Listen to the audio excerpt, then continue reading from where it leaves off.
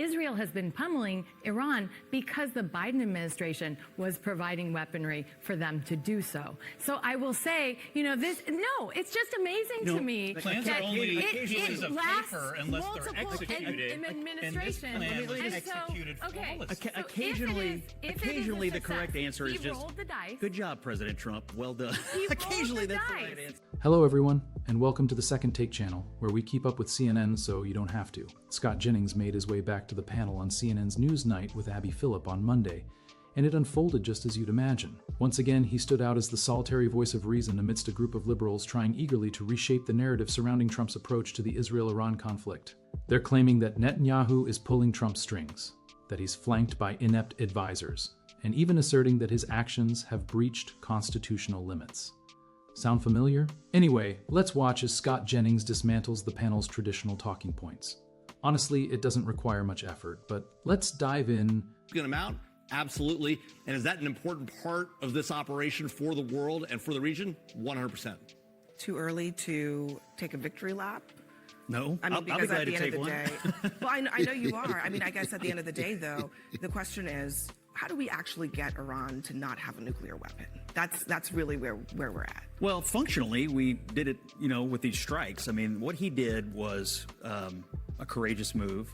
And working in concert with our special partner, Israel, we let them pummel them, take out their air defenses, and then we swoop in the way only we can with these B-2 bombers and these special massive ordnance penetrators, and we deal with the situation. So it was great tactically. Ultimately, the only way to get Iran to stop seeking a nuclear weapon, I suppose, would be if the people of Iran rose up and tossed these butchers out and got themselves a new government. I'm not suggesting that we should be involved in that, but you would hope someday that the people of Iran would decide to have, something more like a normal government where, you're not constantly trying to get nuclear weapons to bring about the end of the world, which is effectively what they're constantly trying to do. But today is a great day for America. It's a great day for Western civilization. Scott, my problem is the Trump administration is taking a victory lap as if they're the only ones who planned this. And I understand he took the action, but this action was planned by the military for multiple administrations. You just said yourself,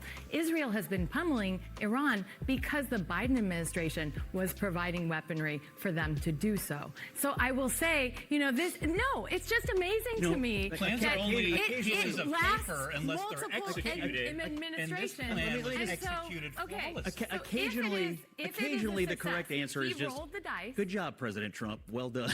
Occasionally that's the right answer. But he rolled the dice. We don't know how this is going to end. Is this going to bring about peace? I'm not sure. If you want to say tonight, for sure, 100%, it's peace.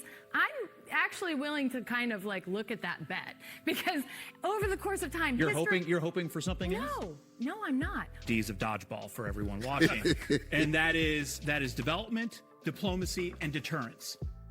The Iranians do not speak the language of diplomacy unless force is used, and that is what President Trump and the United States used this past weekend in a precision, perfection way. It's illegal, unconstitutional. It is not illegal in any way, violation shape, or of form. international The United States You can't violate national sovereignty of a country. Why?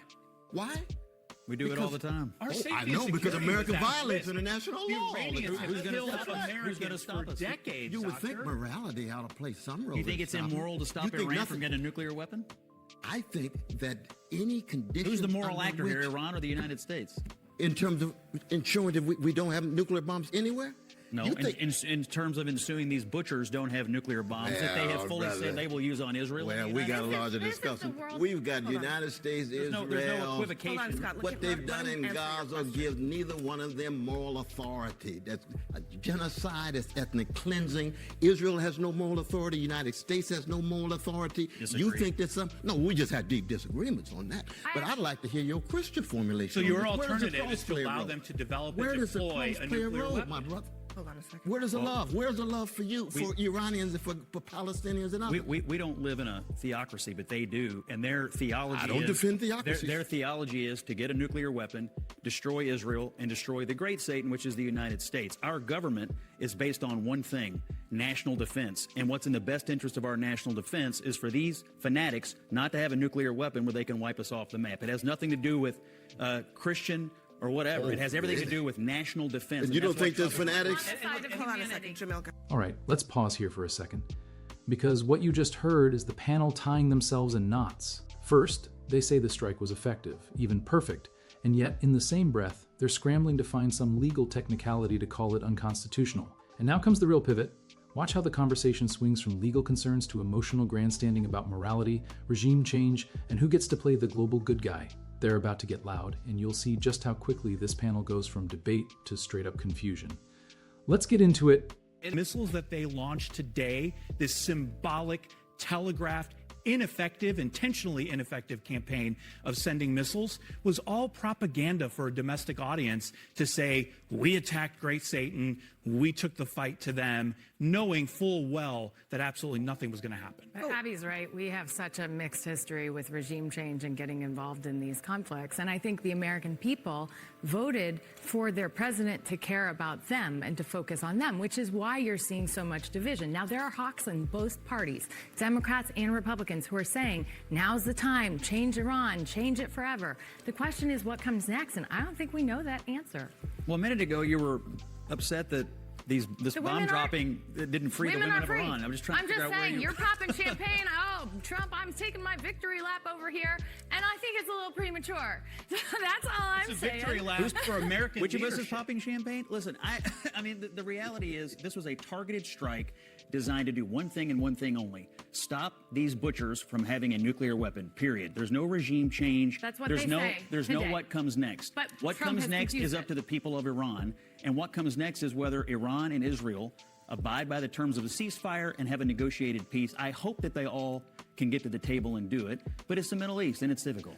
I have to fess up to something a bit embarrassing. At one point, I almost let the newscasters at CNN make me question my support for Trump. Seriously, you'd think I'd know better by now, given that I spend so much time dissecting media narratives. I fully understand the games they play. And sure, this might suggest that I have moments of doubt, but it's a testament to the relentless power of media storytelling. It can wear anyone down, even someone like me who's definitely not a fan of Democrats and progressives. It made me doubt what I know to be factual. But I'm choosing to view it positively. It made me reevaluate my beliefs, to return to America First ideals and ponder what being America First truly signifies. Every time there's a panel discussion, the JCPOA inevitably gets mentioned. For those who aren't up to speed, that Iran nuclear deal didn't stop nuclear development, it postponed it. It gave Iran over $100 billion in assets, banking on the hope they'd behave. Meanwhile, they continued funding terror groups like Hezbollah and Hamas. The Houthis didn't fund their drone armies with lemonade stand profits. And now, Cornel West is in the mix. I can't stand when people use my faith to justify political stances. He claimed Trump's precision strike was unconstitutional. Seriously?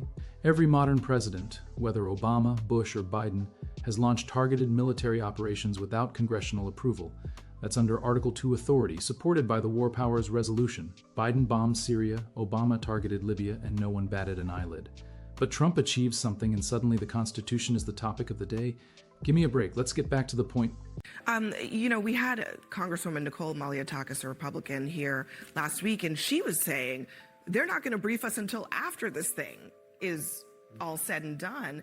And there is something about that, Scott, that, maybe you don't go to a full vote in the Congress, but to wait until you've already taken the action to brief even the Gang of Eight, this is a smaller group of senior leadership in the Congress, about what the intelligence says, I think is pretty extraordinary. Well, they did call Schumer, and I know they talked to him, and they tried to call Jeffries, who apparently didn't pick up the phone.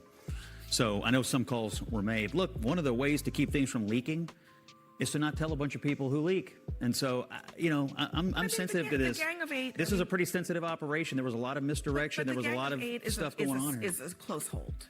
I know, and they called Schumer, and they tried to call Jeffries, and they told the Republicans.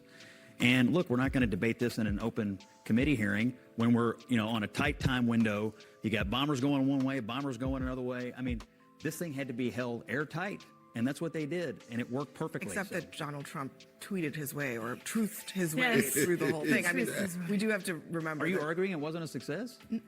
Literally did not say that. I'm just saying President Trump spent a lot of time talking through this publicly on social media to the point where they had to have a contingency plan to have B-2s going in opposite directions, just in case they needed to sort of misdirect the Iranians. But we don't know whether it was a success or not. But you don't make a major judgment like that based on a one-day span.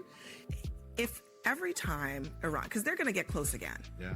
Are we just going to have to bomb them every time? You know, that's a really interesting question. I think that what you might see, if they continue to try and enrich domestically, you may very well see Israel go after those targets. You may very well see the U.S. have to step in.